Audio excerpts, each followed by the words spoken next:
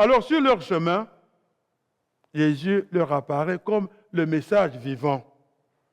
Il est celui qu'elles devront proclamer. Il est la résurrection, il est la vie. Parce qu'elles ont cru sans avoir vu, Jésus leur fait la grâce de cette rencontre personnelle. Ce sont elles donc les femmes qui ont été les premières à découvrir, à vivre cet événement. Le Christ est ressuscité, il est vivant. Les femmes sont les premières dans la foi à accueillir l'annonce même de la résurrection. Et ces saintes femmes sont déjà prêtes pour la mission. Et Jésus va les aider et les rencontrer dans leur foi. Alors quand elles rencontrent Jésus ressuscité, les femmes osent s'approcher, lui saisir les pieds et se prosterner. Ce geste nous rappelle celui de Marie, la pécheresse, qui avait versé un parfum de valeur sur les pieds de Jésus et avait essuyé ses pieds avec ses cheveux. C'est donc la vie que Marie, la pécheresse, célébrait déjà de façon anticipative avant que Jésus soit mis en croix. Et de ce fait, elle participait, ou elle anticipait les gestes de ces femmes qui accueillent maintenant la vie du ressuscité. Cet évangile de Pâques nous dit encore qu'un groupe de témoins, ils ont vécu une expérience différente de celle de ces femmes. Il s'agit des gardes du cimetière, qui auraient pu être aussi des témoins de la résurrection. Mais ils ont laissé la crainte les envahir. Il en va de même aussi pour les anciens et les grands prêtres, qui vont s'enfermer dans leur aveuglement, dans leur mensonge, plutôt que de suivre ou de vivre l'expérience de ces femmes. Mais qu'en est-il de l'attitude de ces femmes? Les femmes voient l'ange et elles sont elles aussi effrayées. Mais l'ange les rassure. N'ayez pas peur. Je sais que vous cherchez Jésus le crucifié. Il n'est pas ici car il est ressuscité, comme il avait dit. Venez, voyez les lieux où le Seigneur gisait. Cela signifie que la recherche de ces femmes était inutile. Elles auraient dû se rappeler les paroles de Jésus. Il avait annoncé sa résurrection. Son corps n'était plus dans le tombeau. Et l'ange ajoute, « Hâtez-vous d'aller dire à ses disciples qu'il est ressuscité des morts. Voici, il va devant en Galilée, et c'est là où vous le verrez. » Alors ces simples, humbles femmes sont envoyées comme des messagères et doivent se dépêcher d'aller dire, d'aller parler, dire aux disciples de se rendre en Galilée où ils pourront rencontrer le Seigneur. Dans l'évangile de Marc, on peut observer que les femmes au tombeau sont saisies de frayeur. Elles tremblent, elles prennent la fuite. Aussi surprenant que cela puisse paraître, l'évangile de Matthieu nous révèle une autre attitude. Une attitude faite de confiance et de joie. Les femmes sont là, toutes réceptives au message et à l'action de l'ange qui leur dit « Soyez sans crainte, venez voir l'endroit où reposait Jésus. Et allez dire à ses disciples, il est ressuscité d'entre les morts. » Elles ont cru la nouvelle, elles vont l'apporter à d'autres. Que vouloir de plus? Ne sont-elles pas désormais comme nous? Ne sont-elles pas comme nous, appelées et envoyées pour annoncer la bonne nouvelle? Je pense qu'elles sont même plus vaillantes que nous pour la mission. Elles ont osé parler. Malheureusement, la crainte est toujours là. Mais savoir que Jésus est ressuscité les remplit de joie. Elles vont aller annoncer la bonne nouvelle. Je pense que d'une certaine manière, elles s'y étaient préparées. Alors Jésus peut venir vers elles, leur dire à son tour, ne craignez pas. Et ne craignez pas qu'il sera suivi des faits. Alors, la question que nous pouvons nous poser, savoir, pourquoi alors les deux Marie, Marie-Madeleine et l'autre Marie, sont allés au tombeau? Lorsque nous lisons l'évangile de Matthieu, on rend compte que l'évangéliste n'en parle pas, mais à leur attitude, quand ils saisissent les pieds de Jésus, l'adorent, cette attitude leur montre que leur espoir était d'être tout le temps accrochés à Jésus. Nous avons tous, et nous savons que la mort finit par nous emporter, ou emporter ceux et celles qu'on aime. Mais nous voulons quand même le voir. On pourrait dire que cet espoir est un peu irréfléchi. À la mort de Jésus, les femmes sont rattrapées par la réalité. Leur maître, Rabbi adoré, n'est plus. Alors, elles sont passées de l'espoir au désespoir, à la révolte, à la peur. Mais voilà, le vivant est là, devant elles. On pourrait dire, trop beau pour être vrai. Lorsque les bonnes nouvelles viennent soudain rejoindre nos aspirations, nos attentes, nos grands désirs, nous disons c'est trop beau pour être vrai. Mais ici, les femmes ne perdent pas pied, mais bien au contraire, elles courent porter la nouvelle aux disciples. Et que se passe-t-il en chemin? Jésus vient à leur rencontre. Et il leur dit, je vous salue.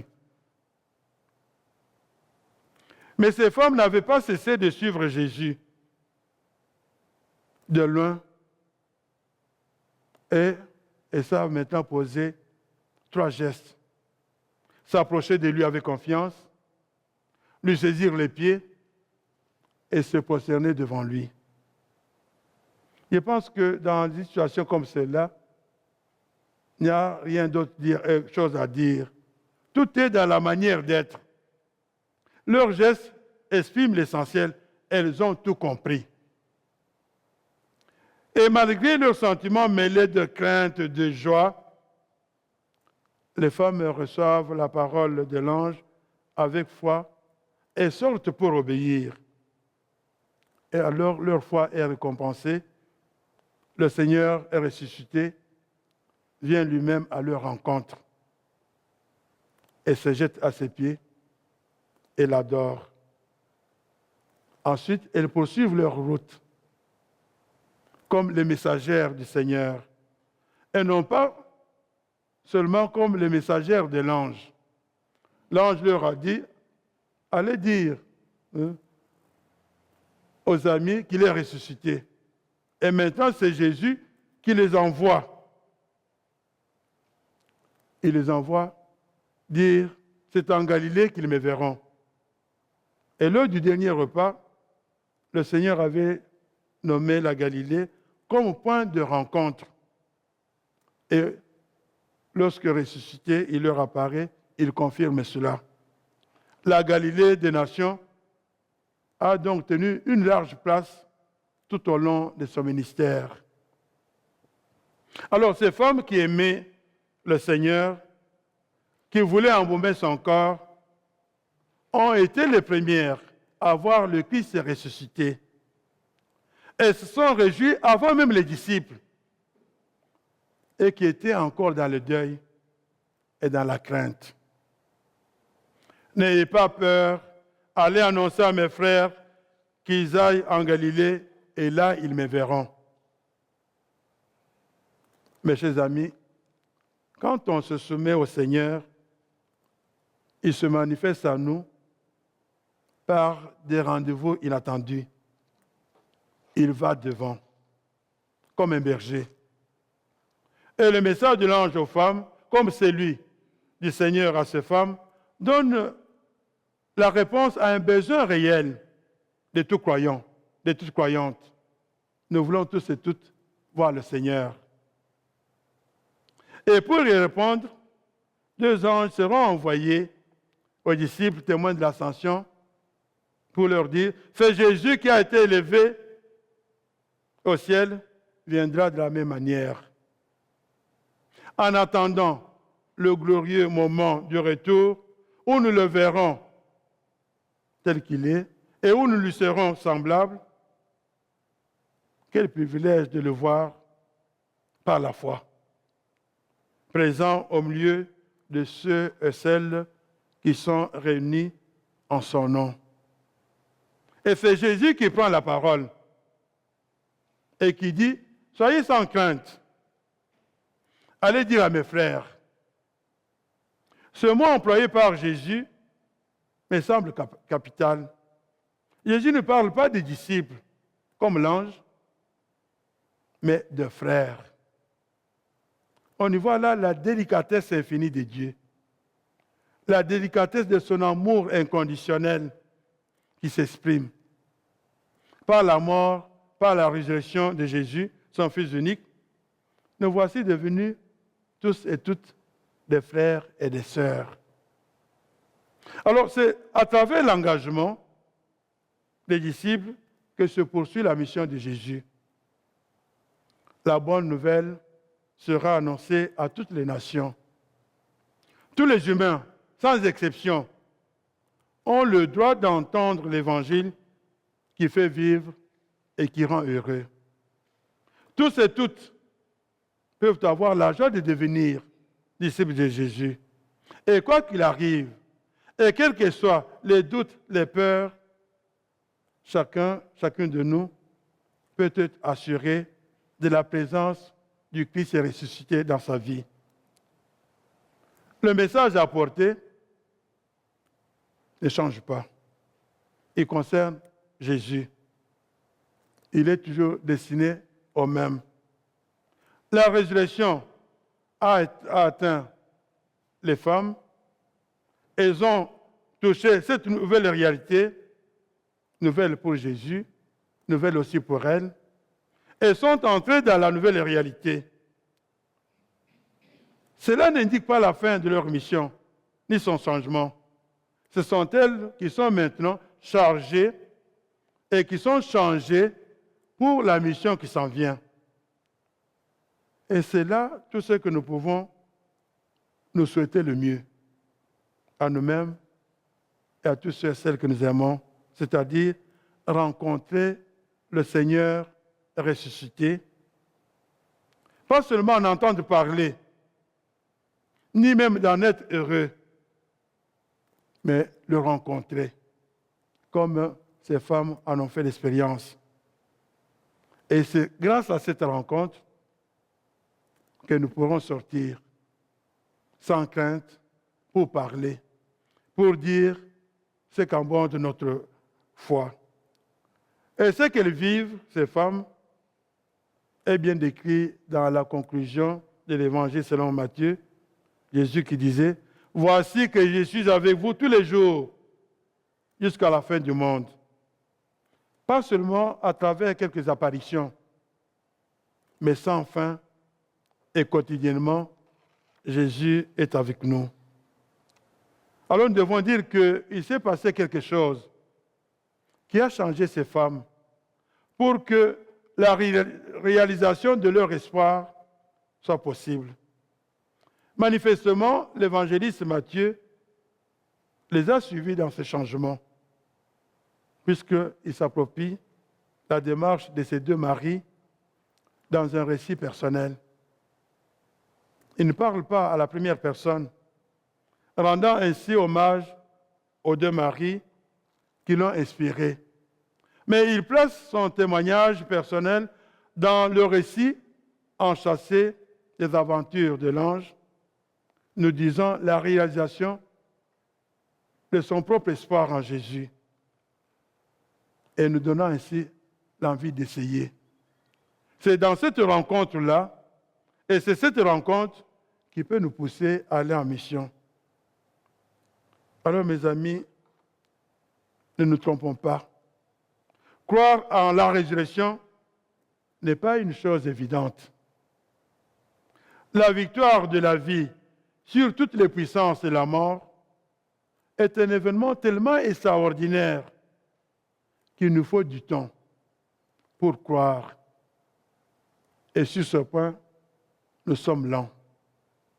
Nous ressemblons terriblement aux disciples de Jésus qui étaient aussi lents à croire.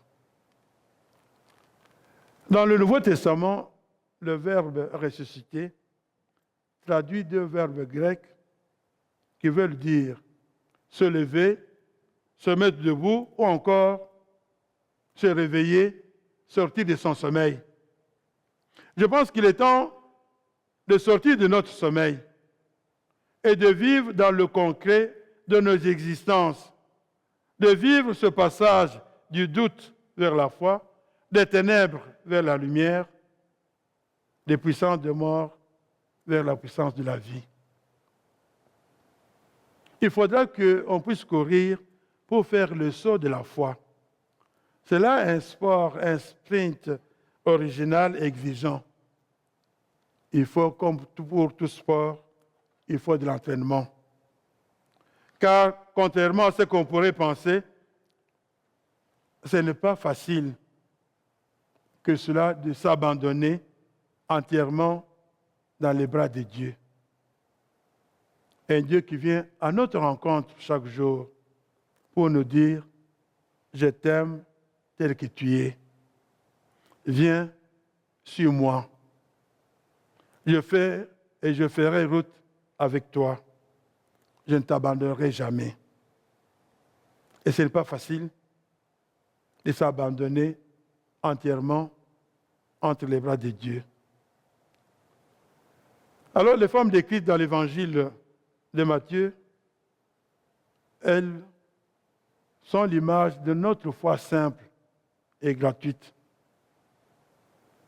Et la question que nous pouvons nous poser, c'est savoir quelle sorte de témoins nous sommes. De quel côté est-ce que nous nous situons? Comme Marie, nous sommes invités à accueillir Jésus et à le porter au monde, à nous mettre à l'écoute attentive de Jésus, à lui ouvrir notre cœur, à nous laisser transformer par lui.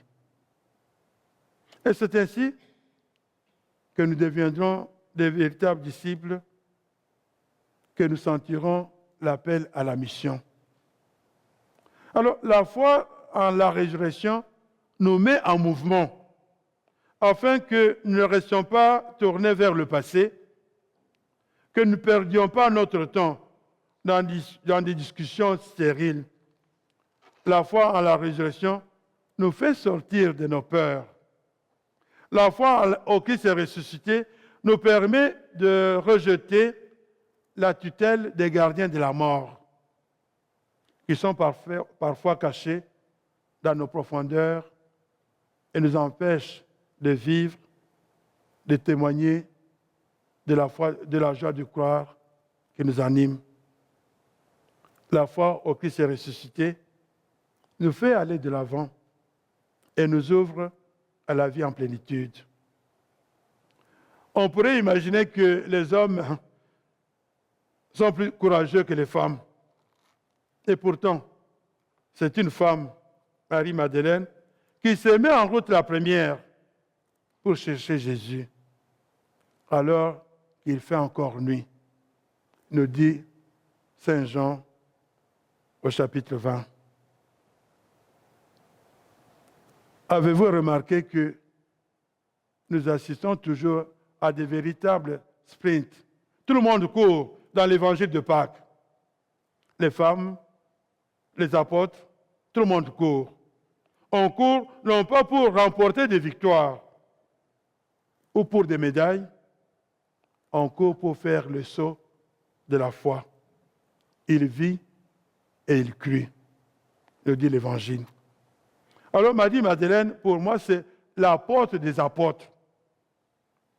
L'Évangile de Jean nous met seulement Marie-Madeleine à l'honneur, alors que dans les autres évangiles, on va parler de deux Maries. Mais avec Jean, c'est seulement Marie-Madeleine. Dès le lever du jour, elle court au tombeau pour voir Jésus. Elle ne voit qu'un linge laissé par terre. Lui, elle ne le voit pas.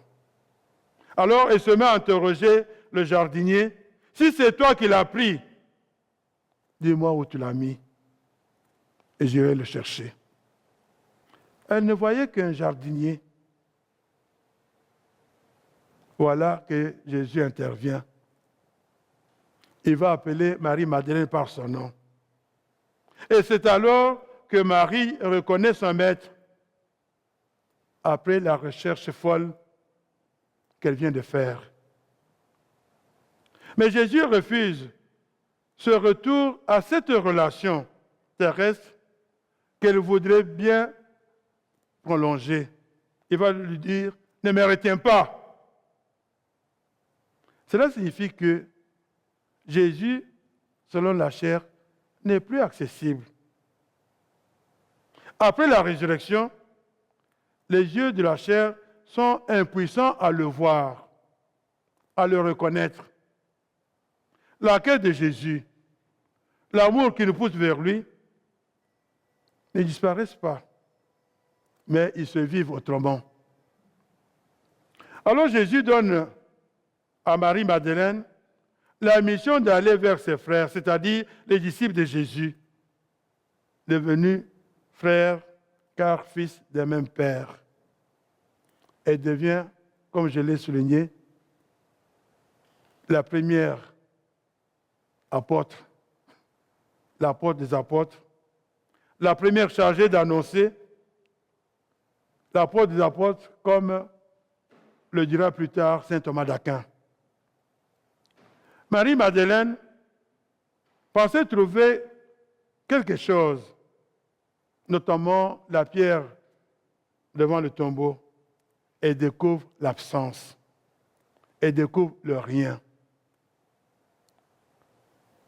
L'esprit déconcerté s'empare de ce qu'on peut appréhender et cherche à lui donner une forme, un sens. Alors l'évangéliste Jean rapporte une recommandation affirmative. Il montre cette recommandation et aussi la promptitude de Marie-Madeleine à obéir. Il dit, va vers mes frères.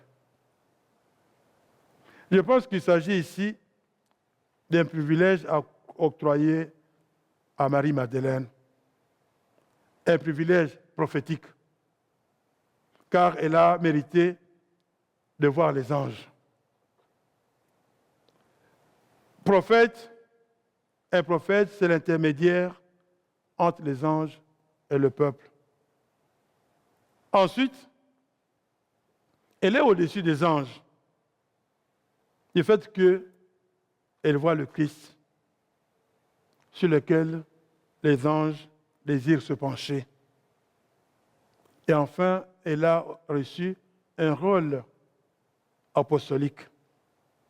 Bien plus, elle est devenue apôtre, en ceci qu'il lui fut confié d'annoncer aux disciples la résurrection du Seigneur, pour que, de même qu'une femme apporta au premier homme des paroles de mort, et aussi une femme annonce la première à des hommes les paroles de vie. Dis-leur, je monte vers mon Père et votre Père. Nous y voyons la promptitude de Marie-Madeleine, son obéissance lorsque le Seigneur lui dit, va annoncer.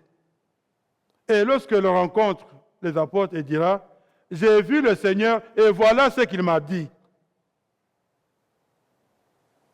Elle vint donc du lieu où était l'espace du jardin, devant la pierre du tombeau, annonçait aux disciples, « J'ai reçu du Seigneur ce que je vous ai transmis. Ce que j'ai entendu du Seigneur, Dieu des armées, Dieu du Sahel, je vous l'ai annoncé. » Mes chers amis, Jésus est dans nos vies pour le porter au monde. Au 3e paragraphe de la première exhortation apostolique, la joie de l'Évangile, le pape écrit, « J'invite chaque chrétien en quelques lieux et situations où il se trouve à renouveler aujourd'hui sa rencontre personnelle avec Jésus-Christ et à prendre la décision de se laisser rencontrer par lui et de chercher chaque jour sans cesse. » Oui, Jésus, nous le rencontrons et il nous envoie annoncer la bonne nouvelle. Alors qu'ils étaient timides, apeurés, avant la résurrection de Jésus, les premiers témoins sont remplis d'assurance et d'audace dans leur témoignage. Ils ont vécu dans leur chair cette grande transformation que nous notons dans l'évangile de Pâques. D'abord vivant dans la peur, les femmes deviennent audacieuses. D'abord dans la tristesse, elles deviennent joyeuses. Et c'est cette joie qui nous pousse à aller vers les autres pour parler. Et c'est ainsi que l'apôtre, l'évangéliste Matthieu dit, ce que dit la bouche, c'est ce qui déborde du cœur. Demandons à Dieu de nous donner plus de courage pour oser dire humblement, simplement, ce que dirait Jésus. Cela nous fera du bien à nous tous autant qu'aux autres. Il est regrettable qu'entre nous, chrétiens et chrétiennes, nous ayons une telle retenue quand il s'agit de partager ce que nous avons de plus précieux, notre foi. Vivons avec Dieu et de l'abondance de notre cœur, notre bouche pourra parler. Je vous remercie.